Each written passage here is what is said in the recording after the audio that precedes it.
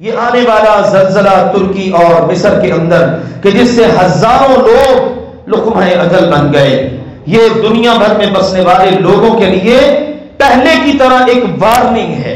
کاش کے لوگ سمجھ سکیں اور کیسے کیسے دلدوز مناظر سامنے آ رہے ہیں۔ چھوٹی سی معصوم بچی ہے، ملبے تلے دبی ہے، ساری رات باپ اس کا ہاتھ اپنے ہاتھ میں پکڑ کے بیٹھا ہے، آخر کار وہ بیچاری وہیں وفات پا جاتی ہے، لیکن باپ اٹھنا گوارا نہیں کرتا۔ یہ میری ننھی پری ہمیشہ میرے ساتھ ہی سوتی اٹھتی تھی، آج اس کو کیسے ملبے تلے چھوڑ دو۔ یہ حالات ہیں وہاں کے، یہ تو ایک منظر ہے، نہ جانے اس طرح کے کتنے مناظر ہیں۔ اور یاد رکھیے میرے عزیزوں، یہ اللہ کی پکڑ ہے، یہ اللہ کی طرف سے وارننگ ہے۔ لوگوں سمجھ جاؤ، روئے زمین کو تم نے اپنے گناہوں سے اتنا بھر دیا ہے، اللہ غصے میں ہے۔ اللہ کیا کرے؟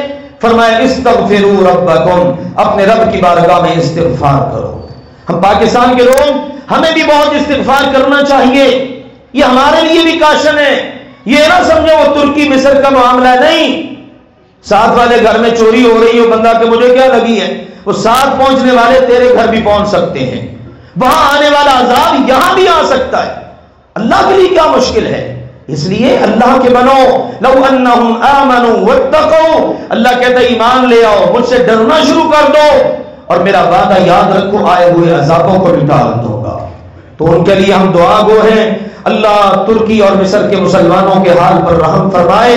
جو امدادی کارروائیاں ان میں بڑی مشکلات پیش آ رہی ہیں، برف باری الگ سے ہے، وسائل اسباب کی کمی ہے، دعا گو ہے ان کے لیے، اور ان کے درد کو محسوس کرتے ہیں۔ اور ایک مسلمان کو ایسا ہونا چاہیے، کہیں بھی مسلمان دنیا میں تکلیف میں ہو، مسلمان اس کی تکلیف کو محسوس کرے۔ اس کو پوجنے والے ہوں گے، کسی نے بت پوجے، کسی نے آستانوں کو پوجا، کسی نے کسی چیز کو پوجا، اتنے سارے بتوں کے پجاری اس آواز کو سنتے ہی چل پڑیں گے، اور یکے بعد دیگرے سارے کے سارے جہنم میں گر جائیں گے۔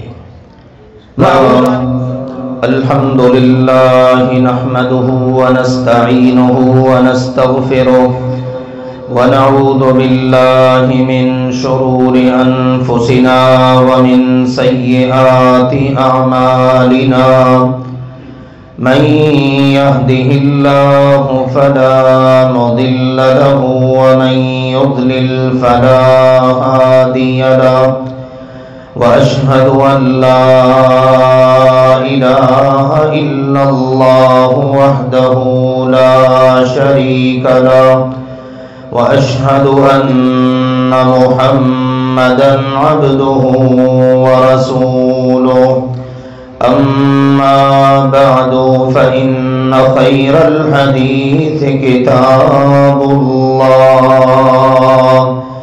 وخير الهدي هدي محمد صلى الله عليه وسلم، وشر الأمور محدثاتها، وكل محدثة بدعة، وكل بدعة ضلالة، وكل ضلالة في النار۔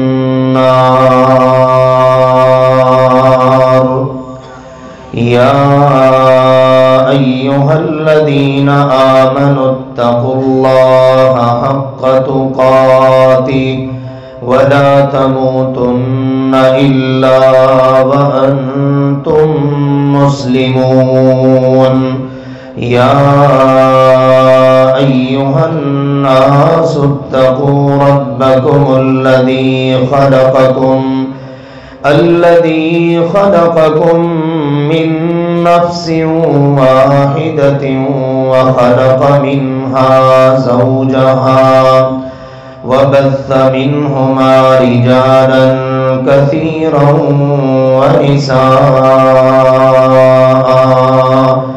واتقوا الله الذي تساءلون به والأرحام،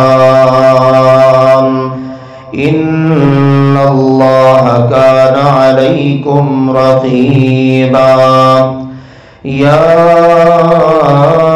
أيها الذين آمنوا اتقوا الله وقولوا قولا سديدا يصلح لكم أعمالكم ويغفر لكم ذنوبكم ومن يطع الله ورسوله فقد فاز فوزا عظيما. أما بعد فأعوذ بالله من الشيطان الرجيم. بسم الله الرحمن الرحيم.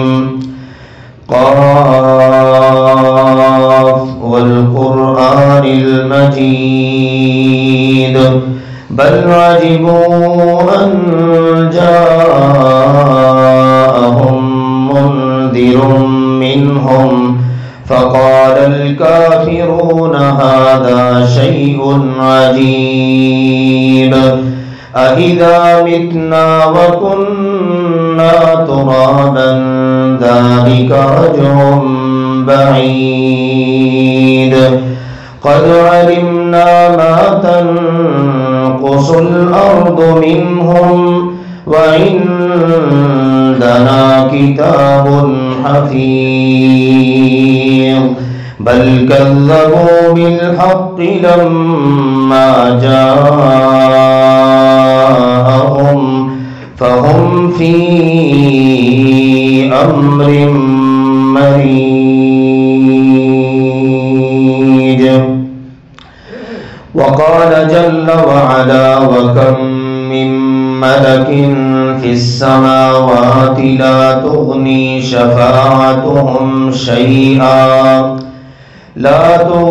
شفاعتهم شيئا إلا من بعد أن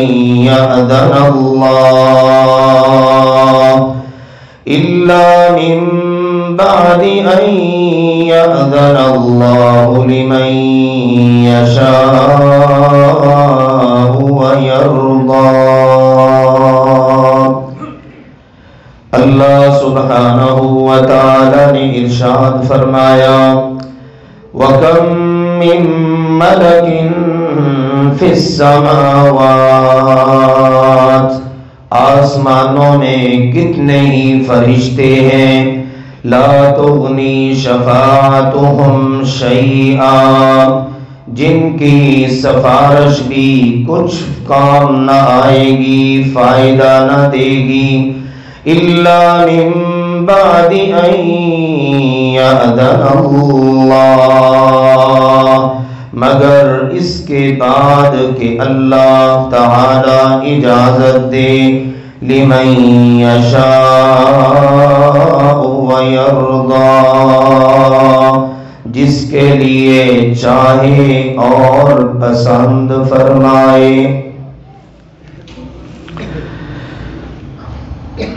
اللہ سبحانہ و تعالی کے فضل و کرم سے خطبات جمعہ میں ایک انتہائی اہم موضوع پر بات ہو رہی ہے اور اس ضمن میں کئی ایک دلچسپ باتیں ہمیں سننے کا اور ان کا علم حاصل کرنے کا موقع مل رہا ہے. وہ موضوع ہے شفاعت کا موضوع. اسلام میں قیامت کے دن ہونے والی شفاعت کا کیا تصور ہے؟ ایک مسلمان کو اس کے متعلق کیا عقیدہ رکھنا چاہیے؟ یہ باتیں اللہ کی توفیق کے ساتھ بیان ہو چکی ہیں جس کا خلاصہ یہ ہے قیامت کے دن شفاعت بالکل برحق ہے لیکن اس کا مکمل اختیار اللہ تعالیٰ نے اپنے پاس رکھا ہوگا. جسے اللہ تعالیٰ اجازت دے گا وہ اللہ کی بارگاہ میں سفارش کرے گا اور جس کے لیے اللہ تعالیٰ اجازت دے گا اس کی سفارش کی جائے گی. اور پھر یہ ہے کہ اس سفارش میں اور اس شفاعت کرنے میں سب سے پہلا نام اور سرِ فہرست جو ہستی ہیں وہ سید ولد آدم ساری اولاد آدم کے سردار ہمارے پیارے نبی سیدنا محمد کریم صلی اللہ علیہ وآلہ وسلم ہیں۔ اس حوالے سے بھی آپ نے ایک تفصیلی حدیث کو سنا۔ اس کے بعد یہ ہے کہ آپ علیہ الصلوۃ والسلام کی سفارش کے بعد پھر اللہ سبحانہ و تعالی دیگر خوش نصیبوں کو بھی اجازت دے گا، اللہ کے فرشتوں کو اجازت ملے گی، وہ سفارش کریں گے، دیگر انبیاء کو اجازت ہوگی، وہ سفارش کریں گے، نیک لوگ، پرہیزگار، شہداء، جنتی، یہ سب کے سب اپنی اپنی باری پر جیسے جیسے اللہ کی طرف سے اجازت ملتی چلی جائے گی یہ سفارش کریں گے، اور جہنم میں جانے والوں کو یا جو جا چکے ہوں گے ان کو ان کی سفارش سے اللہ تعالیٰ نکال کر جنت میں داخل فرما دے گا۔ اس سلسلے میں آج ایک بڑی ہی دلچسپ اور بہت سارے اسباب پر مشتمل ایک حدیث مبارکہ آپ کے سامنے میں عرض کرنے لگا ہوں۔ صحیح مسلم شریف میں یہ حدیث ہے اور آپ کی ہمیشہ کی طرح توجہ درکار ہے، جتنی توجہ سے آپ سماعت کریں گے اسی قدر آپ اللہ کے فضل و کرم سے اس حدیث سے اپنے ایمان کے لیول کے لحاظ سے بھرپور لطف اٹھائیں گے۔ آپ اس حدیث کو پڑھیں یا سنیں، انسان اللہ کے نبی صلی اللہ علیہ وسلم کے ان فرامین عالیہ کو جب پڑھتا ہے یا سنتا ہے تو وہ اپنے آپ کو اس دنیا میں نہیں بلکہ ایک الگ جہان میں ہی محسوس کرتا ہے، اور پھر یہاں رہ کر جو انتہائی اہمیت کے حامل کرنے کے کام ہیں ان کا بھی اسے اندازہ ہوتا ہے کہ میں نے کرنا کیا ہے۔ تو آئیے صحیح مسلم شریف کی حدیث ہے، حدیث نمبر 183 سیدنا ابو سعید خدری رضی اللہ تعالی عنہ اس حدیث کے راوی ہیں۔ فرماتے ہیں ان ناسا فی زمن رسول اللہ صلی اللہ علیہ وسلم قالوا یا رسول اللہ صلی اللہ علیہ وسلم هل نرى ربنا یوم القیامہ۔ اللہ کے پیارے نبی صلی اللہ علیہ وسلم کا مبارک زمانہ ہے، صحابہ کرام آپ کے پاس تشریف فرما ہیں، صحابہ کرام مختلف قسم کے بعض اوقات سوالات کرتے، کبھی ان سوالات کے جوابات قرآن میں اترتے، کبھی قرآن نے کہا یسألونک، یہ آپ سے سوال کرتے ہیں، انہوں نے آپ سے یہ مسئلہ پوچھا، انہیں بتا دیجئے، یہ آپ سے فتویٰ مانگتے ہیں، انہیں فتویٰ دے دیجئے، ان کے اس فتوے کے جواب میں اللہ انہیں فتویٰ دیتا ہے۔ یہ مختلف انداز ہے قرآن پاک میں۔ یہاں تو ایک عجیب ہی سوال کر دیا صحابہ کرام نے، اور ایمان والوں کے واقعی سوال بنتے بھی ایسے ہی ہیں۔ سیدنا ابو سعید خدری رضی اللہ عنہ فرماتے ہیں پیارے رسول صلی اللہ علیہ وسلم کا مبارک زمانہ ہے، اللہ کے نبی تشریف فرما ہیں، صحابہ کرام جمع ہیں، قالوا، بعض صحابہ نے یہ سوال کر دیا، هل نرى ربنا یوم القیامہ، کیا پیارے رسول جی ہم قیامت کے دن اپنے رب کو دیکھیں گے؟ سبحان اللہ۔ جب ہم اللہ کی عبادت کرتے ہیں، جب ہمارے ایمان کی یہ کیفیت ہو، ہم اس کی بارگاہ میں سجدے میں ہوں، ہاتھ باندھ کے کھڑے ہوں، ہمارا رب عرش بری پر ہے، خواہش ہوتی ہے کاش اس رب کی زیارت ہی ہو جائے، تو صحابہ کرام کا ایمان تو نبیوں کے بعد سب سے بلند تر ہے۔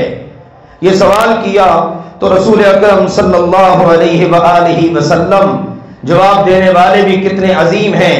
قال رسول اللہ صلی اللہ علیہ وسلم نعم، رسول پاک صلی اللہ علیہ وسلم نے فرمایا ہاں میرے صحابہ، بالکل قیامت کے دن ہم سب اپنے رب کو دیکھیں گے۔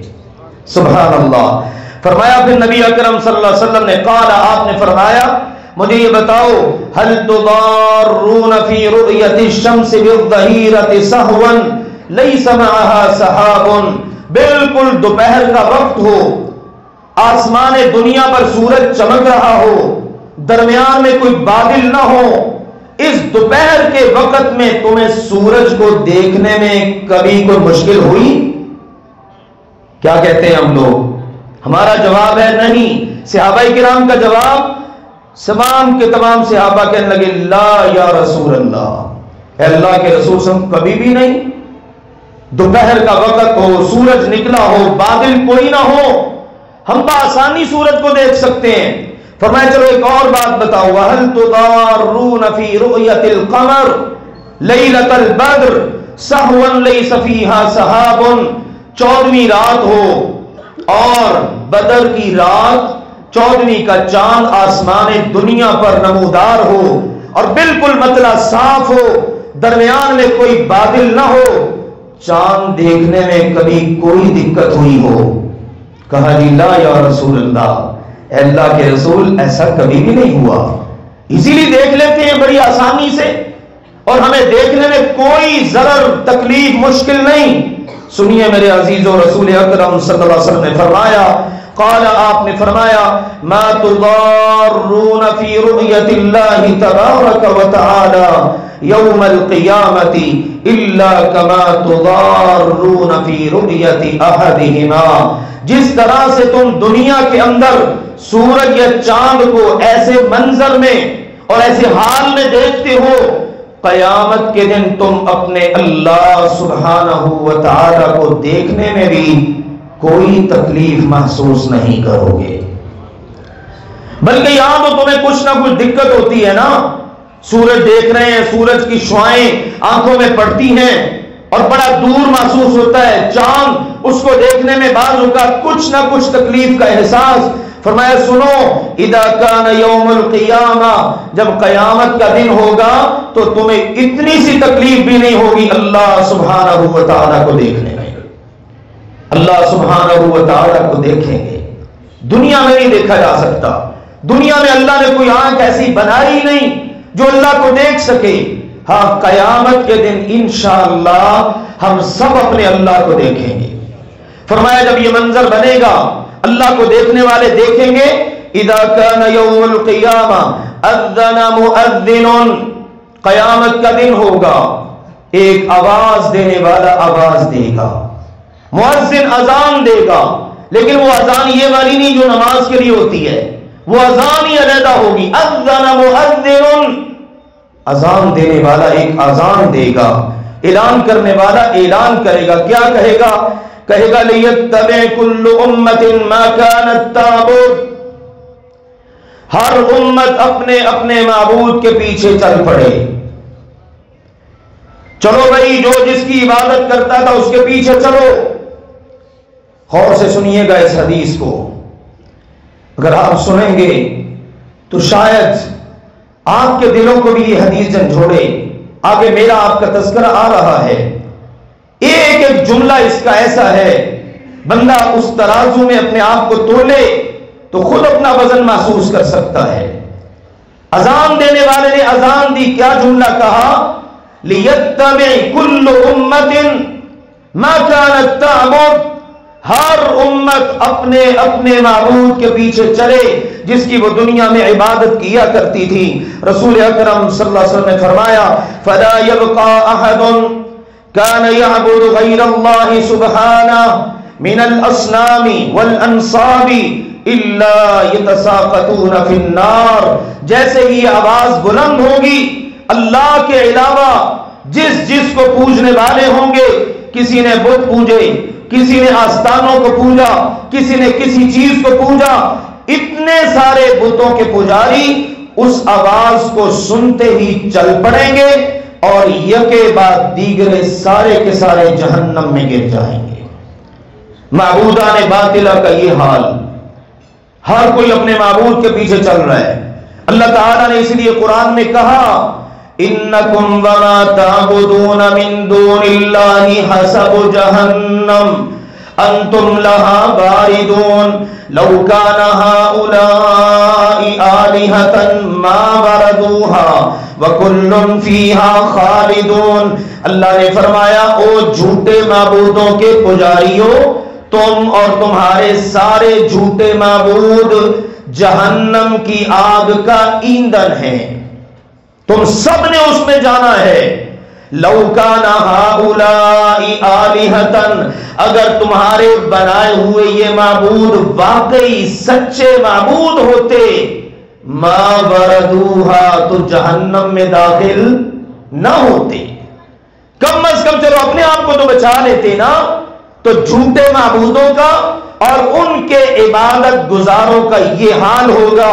پھر نبی اکرم صلی اللہ علیہ وسلم نے فرمایا حتی اذا لم یبقى الا من كان يعبد الله من بر وفاجر وغبر اہل الكتاب، اللہ کے نبی صلی اللہ علیہ وسلم نے فرمایا باقی صرف وہ رہیں گے جو صرف اللہ کی عبادت کیا کرتے تھے، ایک اللہ کے پجاری، بھلے وہ گناہگار ہیں بھلے وہ نیکوکار ہیں، اچھے برے جیسے بھی تھے، نیک بد، لیکن کرتے وہ اللہ کی عبادت تھے، بس وہ باقی کھڑے رہ جائیں گے، کیونکہ ان کا معبود تو کہیں چلا ہی نہیں ہے کہ ان کو لے کے چل پڑے اور وہ اس کے پیچھے پیچھے جائیں۔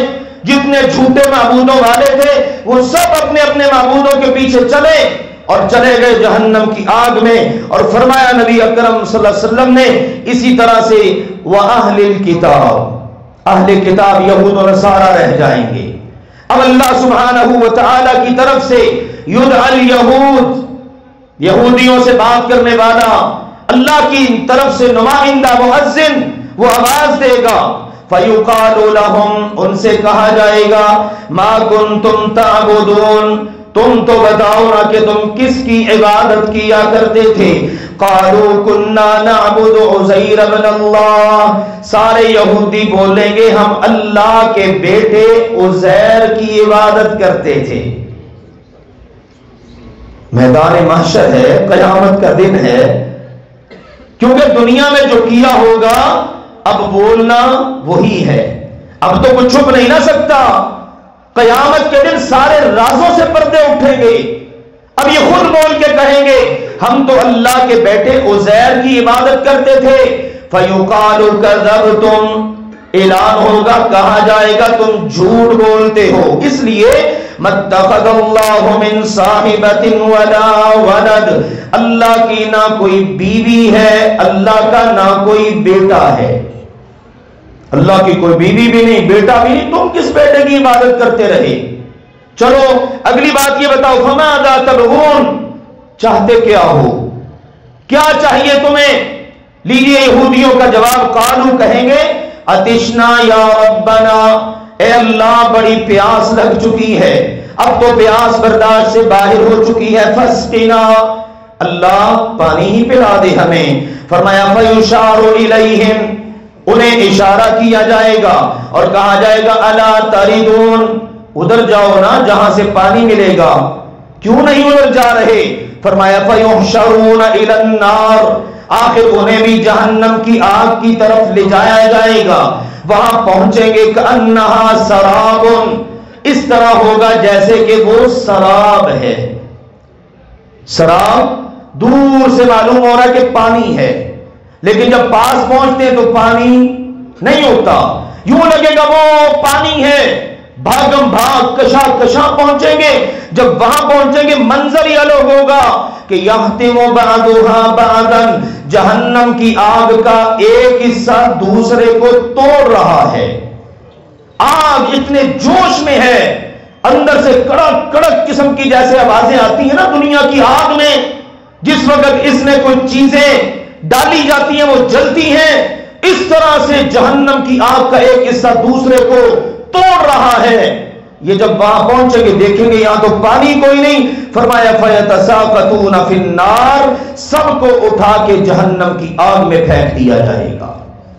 اللہ کے بیٹے عزیر کی عبادت تم کرتے رہے، حالانکہ وہ اللہ کا بیٹا تھا ہی نہیں۔ لیجئے ان کا قصہ ہوا تمام۔ ثم یدعی النصارى، پھر باری آ جائے گی عیسائیوں کی، نصارہ کی، ارشاد ہوگا فیقال لہم، ارشاد ہوگا ان سے ما کنتم تعبدون، بھئی تم بتاؤ تم کن کی عبادت کرتے تھے؟ فیقولون قالوا کنا نعبد المسیح ابن اللہ، وہ کہیں گے جناب ہم تو اللہ کے بیٹے مسیح کی عبادت کرتے تھے، ہم نے بھی بیٹا بنا لیا، یہودیوں نے بنایا، ہم نے بھی بنایا، ہم اللہ کے بیٹے کی عبادت کرتے تھے۔ ارشاد ہوگا کذبتم، تم نے بھی جھوٹ بولا ہے، تم جھوٹے ہو۔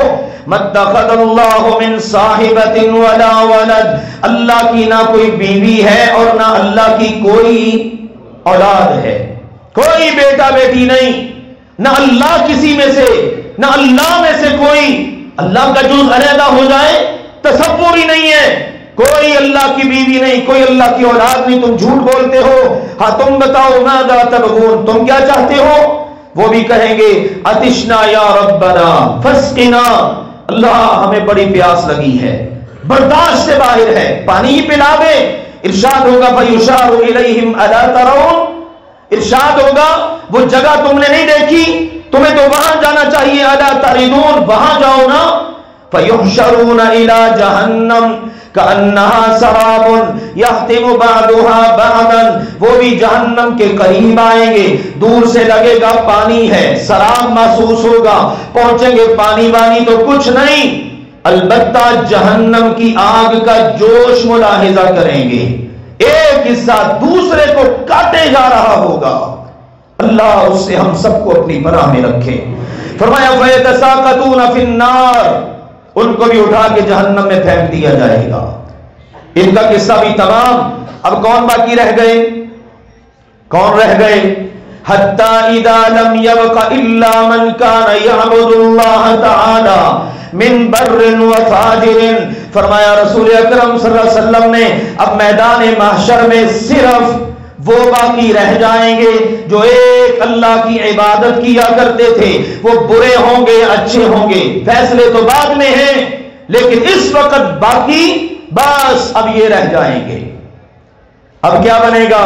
سنیے ذرا، منظر بدلے گا۔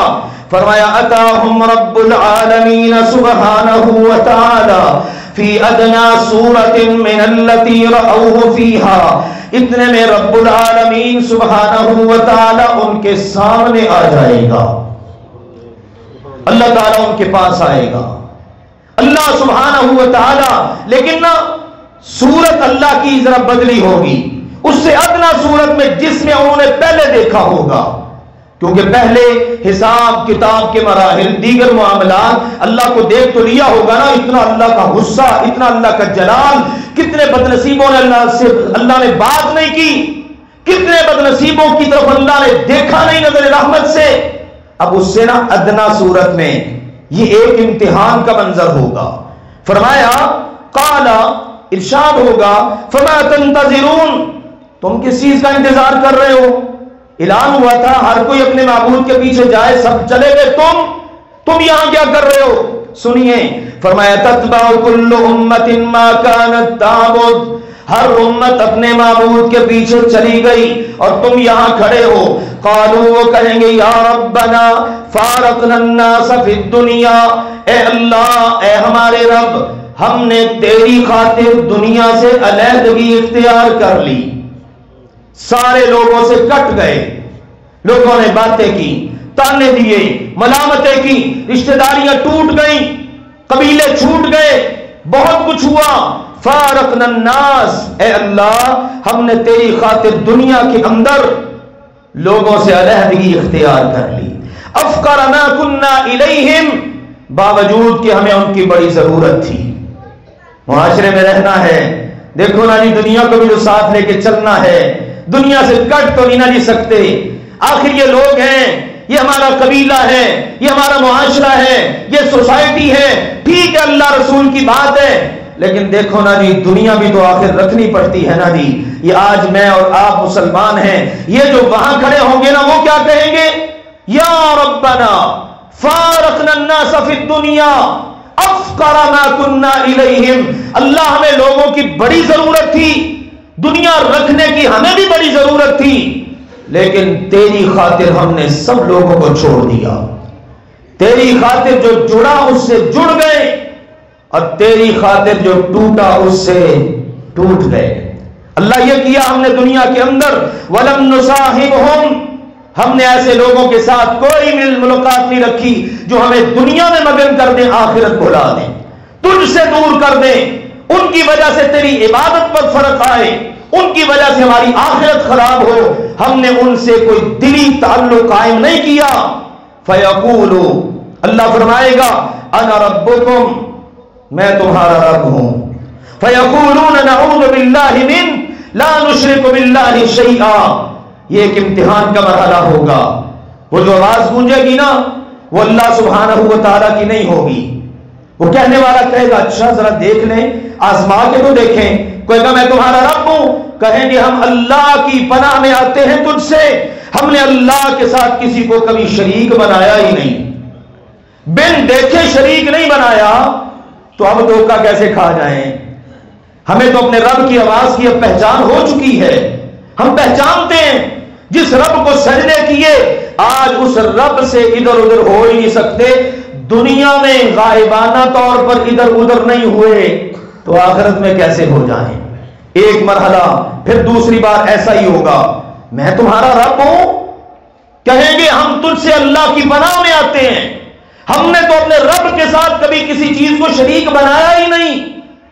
وہ پھر کہے گا، رسول اکرم صلی اللہ علیہ وسلم نے فرمایا 3 مرتبہ ایسا ہوگا، حتی ان بعدہم لیکاد ان ینقلب، کچھ لوگ ڈاماڈول ہونا شروع ہو جائیں گے، یار شاید واقعی یہ رب ہے ہمارا، 3 بار تو اس نے کہہ دیا ہے، شاید یہ اللہ تعالیٰ ہی ہم سے اب کلام ہے۔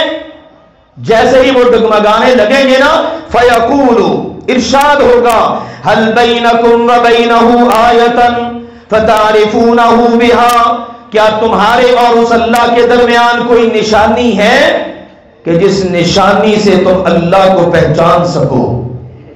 تم اتنے مضبوط ہو کہ اس نے آ کے تمہارے سامنے کہا میں تمہارا رب ہوں، تم نے مانا ہی نہیں، تم اتنے پکے رہے، تمہارے پاس کوئی نشانی ہے جس نشانی کی بنیاد پر اپنے رب کو پہچانو؟ فیقولون، وہ کہیں گے نعم، جی بالکل نشانی ہے۔ اب کیا نشانی ظہور پذیر ہونے والی ہے؟ سنیے ذرا، فرمایا فَيُكْشَفُ عَنْ سَاقٍ، اب اللہ سبحانہ و تعالی خود اپنی پنڈلی مبارک سے کپڑا اٹھا دے گا۔ اللہ اکبر، اللہ اپنی پنڈلی مبارک سے پردہ مبارک اٹھا دے گا۔ جیسے ہی پردہ اٹھے گا، فلا يبقى من كان يسجد لله من تلقاء نفسه الا اذن الله له بالسجود، دنیا میں جو خوش نصیب صرف اللہ کی خوشنودی کے لیے، اللہ سے ملاقات کے لیے اللہ کو سجدہ کرتا تھا، اجازت مل جائے گی وہ فوراً سجدے میں گر پڑے گا۔ میرے عزیزو، یہ ہے اہم پوائنٹ میرے لیے، آپ کے لیے، سجدے ریاکاری کے نہ کرو، آگے نتیجہ آ رہا ہے، سجدے دکھاوے کے نہ کرو، سجدے مجبوری کے بھی نہ کرو، سجدے کرو کیوں؟ تلقاء ربی، ہائے رب سے ملاقات ہوگی، جب اس کی پنڈلی سے کپڑا اٹھے گا تب بھی تو میں نے سجدہ کرنا ہے۔ فرمایا اب اجازت سجدے کی صرف اسے ملے گی جو دنیا میں صرف اللہ کی محبت میں، اللہ کی رضا کی خاطر سجدہ کرتا تھا۔ اللہ ہمیں یہ دولت نصیب فرما دے، وگرنہ دوسری قسم کے لوگ، فرمایا وَلَا يَبْقَى مَنْ كَانَ يَسْجُدُ اتِّقَاءً وَرِيَاءً إِلَّا جَعَلَ اللَّهُ دَهْرَهُ طَبْقَةً وَاحِدَةً، جس نے دنیا میں مجبوری سے سجدے کیے، قانون ہے، نظام ہے، یہاں نماز پڑھنی پڑے گی، یا ریاکاری کے لیے، دکھاوے کے لیے، کہیں یہ نہ کہ نماز ہی نہیں پڑھتا، جس نے ان مقاصد کے تحت سجدہ کیا ہوگا، اللہ تعالیٰ اس کی پیٹھ کو سیدھا کر دے گا، پھٹے کی طرح، صرف ایک مہرہ، اب تو پوری ایک چین ہے نا، مہرے فٹ ہیں اور گردن کمر جھک جاتی ہے، لیکن اس وقت طبقۃ واحدہ، بس ایک سیدھے پھٹے کی طرح ہوگی۔ فرمایا کلما اراد ان یسجد، اس بندے کا ارادہ ہوگا میں سجدے میں گر پڑوں، اور اتنی دنیا میں سجدے میں گری پڑی، میں بھی گر پڑوں، فرمایا خر علی قفا، آگے نہیں گرے گا، پیچھے گر جائے گا، پیچھے کی طرف گر جائے گا، آگے گرنا اس کو نصیب ہی نہیں ہوگا۔ اس لیے میرے عزیزو، یہاں پر یہ اہم بات ہے، اللہ کی رضا کے لیے، اللہ کی عبادت کرتے ہوئے، اللہ کی خوشنودی کے لیے نمازیں پڑھیں، سجدے کریں۔ فرمایا ثم يرفعون رؤوسهم، پھر وہ اٹھائیں گے اپنے سروں کو، سجدہ ہو گیا، سر اٹھ گئے. وَقَدْ تَحَوَّلَ فِي صُورَتِهِ الَّتِي رَأَوْهُ فِيهَا أَوَّلَ مَرَّةٍ، جو پہلی بار انہوں نے اللہ کو دیکھا تھا، اب اللہ سبحانہ و تعالی ان کے سامنے اپنی اس صورت مبارک میں تشریف لے آئے گا. پہلے شکل صورت بدل لی امتحان کے لیے، اب اللہ پہلے والی صورت میں اب دیکھیں گے، نظر آ گیا اللہ سبحانہ و تعالی ہمارے سامنے ہے. اب فرمائے گا اللہ، فقال، اللہ فرمائے گا انا ربکم، میں ہوں تمہارا رب. فیقولون انت ربنا، وہ کہ ہاں یا اللہ تو ہے ہمارا رب. ابھی میرے عزیزوں آدھی حدیث ہوئی ہے، حدیث آگے چل رہی ہے، یہاں سے انشاءاللہ اگلے جمعے کریں گے. پھر وہ پل صراط رکھا جائے گا، پھر اس کے بعد کے مراحل ہیں، انشاءاللہ اگلے جمعے سے مکمل کریں گے.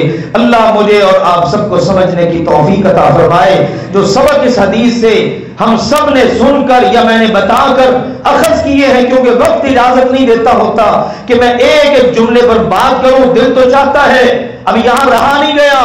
اللہ کے لیے سجدے ہوں، اللہ کی بارگاہ میں جھکیں، اللہ صرف تیری رضا کے لیے، تیرے شوق میں، تیری محبت میں، ڈر بھی صرف تیرا ہی ہے، تو پھر یہ سجدہ نصیب ہوگا. اللہ سبحانہ و تعالی ہم سب کو ان خوش نصیبوں میں شامل فرما لے. وآخر دعوانا ان الحمدللہ رب العالمین.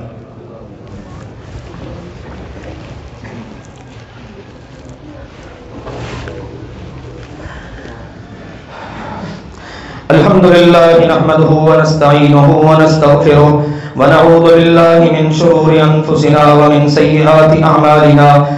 من يهده الله فلا مضل له ومن يضلل فلا هادي له. وأشهد أن لا إله إلا الله وحده لا شريك له وأشهد أن محمدا عبده ورسوله.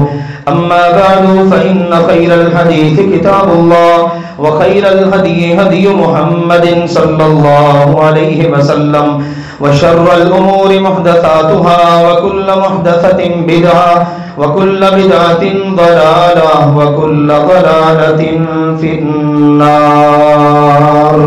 أما بعد، سوال ہے کہ میری 4 بیٹیاں تھیں جن میں سے میں نے ایک کی شادی کر دی ہے اور اب ہمارے پاس 10 تولے سونا ہے، تو ہم چاہتے ہیں کہ اس 10 تولے میں سے باقی 3 بچیوں کا شادی کے لیے زیور بنا دیں.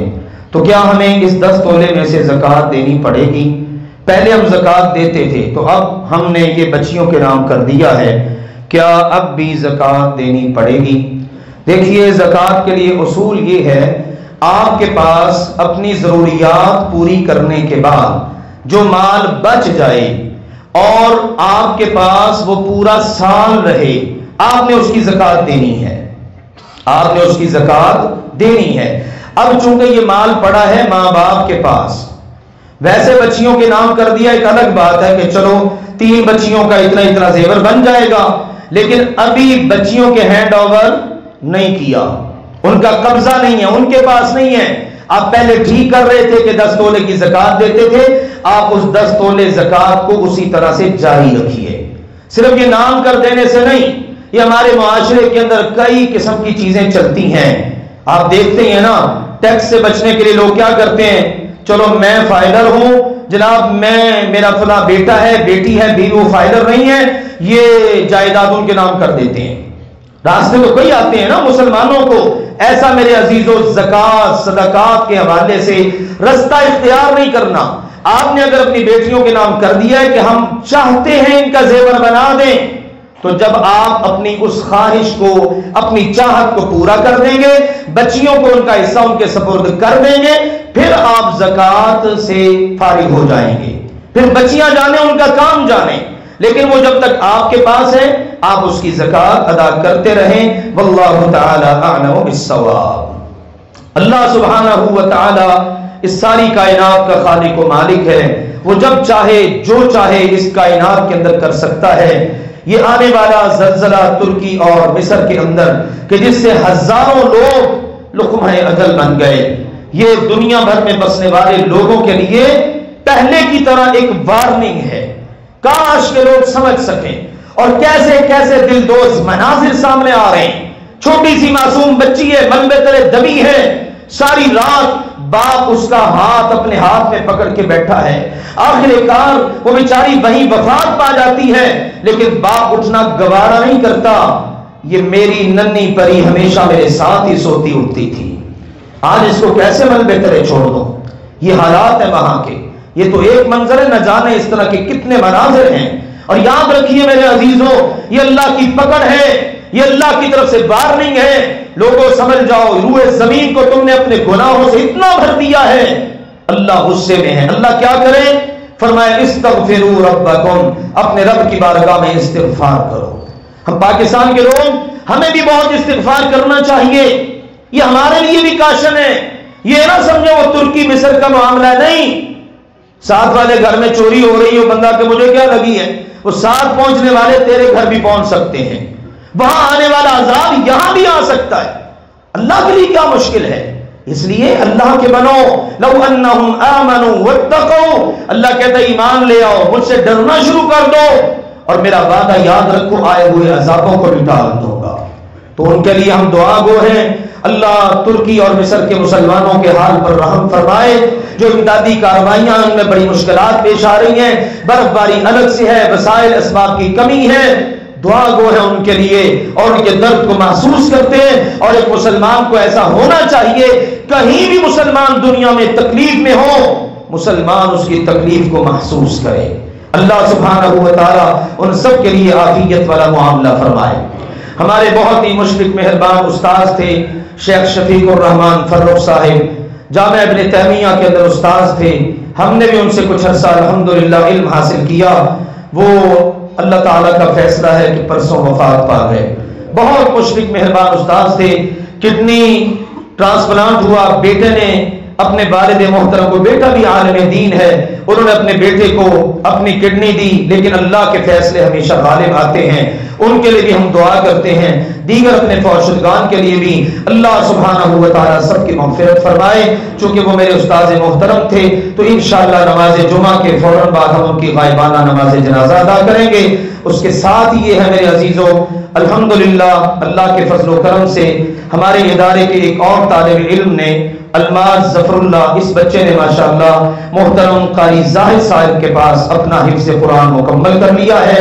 آپ سب کو اس کی بہت بہت مبارک ہو۔ انشاءاللہ غائبانہ جنازے کے بعد وہ بچہ اپنا آخری سبق بھی سنائے گا۔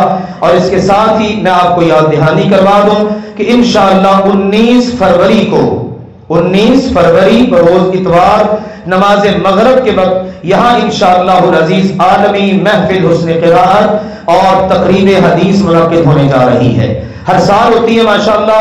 میں سلام پیش کرتا ہوں ان دوستوں کو، بھائیوں کو جنہوں نے مجھے کہا نہیں یہ سال میں ماشاءاللہ ایک محفل ہوتی ہے، اور گزرنے کے بعد کئی دن تک اثرات، اور پھر اس کے بعد انتظار شروع ہو جاتا ہے کب آئے گی یہ محفل۔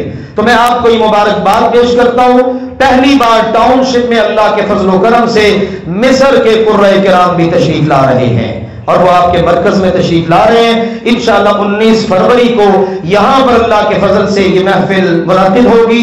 آپ سب احباب سے گزارش ہے، خود بھی انشاءاللہ تعالیٰ اس کے لیے وقت نکالیے، بچوں کو لے کر آئیں، وہ دیکھیں سنیں، ان کو شوق پیدا ہو، بیٹیوں کو، فیملی کو، بچوں کو، سب کو لے کر آئیں، دوست احباب کو لے کر آئیں، اور انشاءاللہ تعالیٰ یہ حدیث اور قرآن پاک کی جو محفل ہے اس کو اٹینڈ کریں۔ ملک کے مایہ ناز قرآن کرام بھی انشاءاللہ تشریف لا رہے ہیں، اور درس حدیث کے لیے محترم جناب شیخ الحدیث رمضان سلفی صاحب تشریف لائیں گے، اور خطابات کے لیے محترم شیخ یعقوب صاحب اور محترم نصر جاوید صاحب کی تشریف آوری ہوگی۔ آپ سب کے نام یہ پیغام ہے، خود بھی یاد رکھیں، دوستوں کو بھی دعوت دیں۔ اللہ آپ سب کو برکتیں عطا فرمائے۔ وآخر دعوانا ان الحمد للہ رب العالمین۔